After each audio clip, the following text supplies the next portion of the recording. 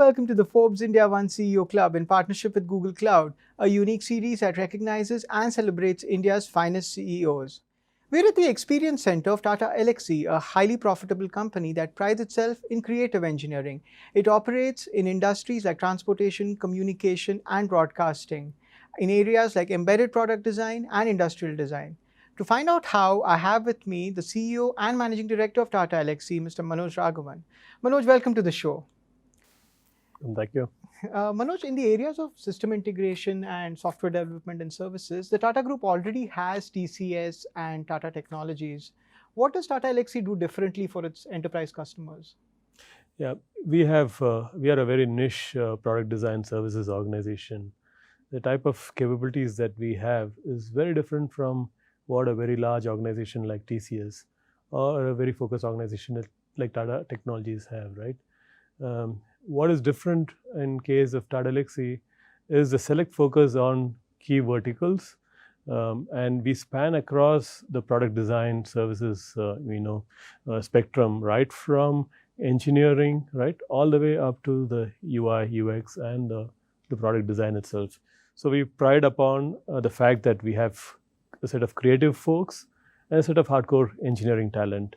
And it's a unique combination of this that really brings value to our customer. What technology changes help Tata Elxsi bring design and technology together? We've essentially thrive on technology disruptions. Every industry or segment that we are in is undergoing through a number of technology transformation. We have to keep in really touch with what is happening, what are the latest things that are happening, and reskill ourselves, retool ourselves to really be relevant in the future. Which are the industries that have contributed to Tata Elxsi's growth, say in the last 3 years? And how different is that from, say, a decade ago, the Sure. chief contributors to its growth? Sure. A decade ago, we were more, structured along, technology areas. We were a technology-driven company. We still are a technology-driven company. Around 2010 and 2011, we really decided to restructure ourselves and focus on industry verticals. We still have these technologies, but we are driven by industry verticals. So we really focused on, say, the automotive industry, the broadcast industry, the communication industry. So these were the three industry verticals that we were focused on. And then around the same time, about 5 years ago, we incubated our medical business.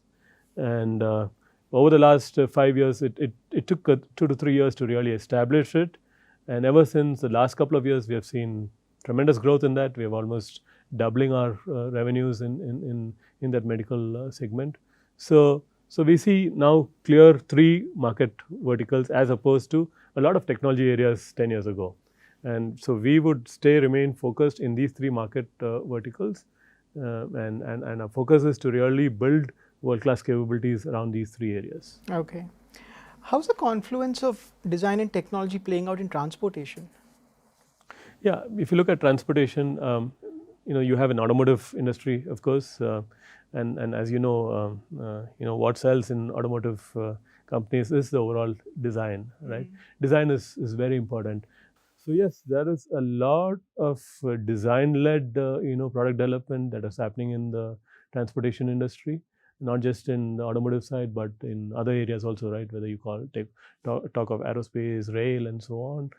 Design-led development is the way forward. Okay.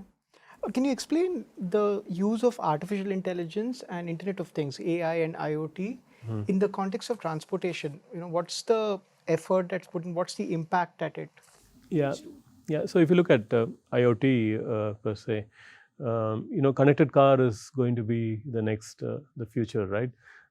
Especially with electric cars and autonomous car coming in, you need to be at all times, connected to the infrastructure outside. A lot of things can be pushed through this connection. For example, if you have eventually what's going to happen is you will have smart pods, you will have the last mile connectivity or last mile delivery happening by autonomous vehicles. So how do you know that that a particular pod has delivered. So it has to be connected. IoT comes in. For example, if the battery runs out, how do you know? Suppose you have 100,000 pods all over the place.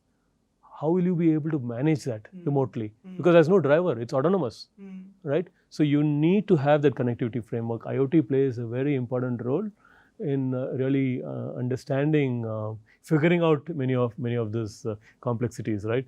The AI is appearing, across multiple areas. Especially if you look at diagnostics, if you look at the amount of data that every car is going to generate, there's going to be a lot of data, and you need very good algorithms to be able to crunch this data and make meaningful information out of this data, right? So AI will definitely be a key component there, more diagnostics and so on. Are you seeing competition from younger startups in the last 5 years? Not really, because startups are more into the product game, right?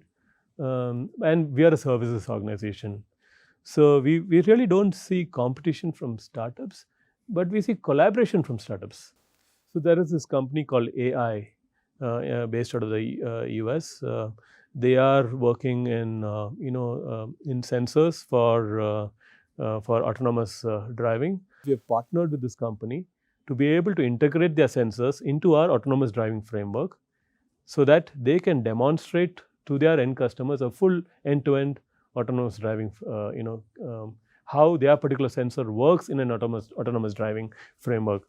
Many thanks for sharing your insights on how technology is shaping design engineering. That was Manoj Raghavan, CEO and Managing Director of Tata Elxsi, telling us about the confluence of technology and design. It brings us to the end of this episode of the Forbes India One CEO Club in partnership with Google Cloud. Until next time, goodbye.